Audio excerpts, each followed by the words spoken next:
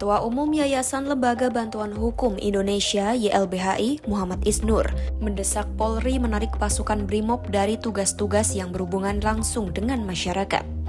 Permintaan ini disampaikan menyusul kasus dugaan kekerasan yang melibatkan anggota BRIMOB di Tual, Maluku, yang mengakibatkan seorang remaja berinisial AT meninggal dunia. Isnur menilai urusan yang berkaitan dengan ketertiban masyarakat bukan ranah yang seharusnya ditangani BRIMOB.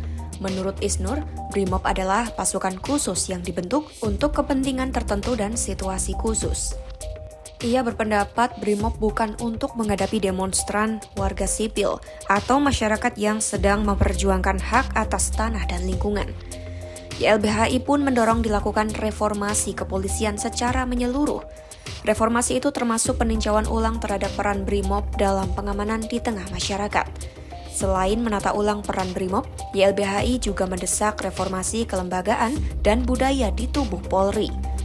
Evaluasi dinilai perlu dilakukan mulai dari sistem rekrutmen, pendidikan hingga pola pembinaan anggota. Hal itu guna menghapus praktik kekerasan dan pendekatan yang bernuansa militeristik. Isnur mengingatkan, kepolisian sebenarnya telah memiliki aturan internal terkait pelaksanaan HAM yang secara tegas melarang tindakan kekerasan, bahkan dalam situasi demonstrasi atau kerusuhan. Karena itu, ia meminta reformasi kepolisian tidak berhenti pada penanganan kasus ini saja, tetapi menjadi program serius dan berkelanjutan agar kejadian serupa tidak terulang. Ia juga menegaskan pentingnya penerapan pedoman dan standar operasional prosedur yang secara konsisten menjunjung penghormatan terhadap HAM serta perlindungan hak warga negara dalam setiap tindakan aparat.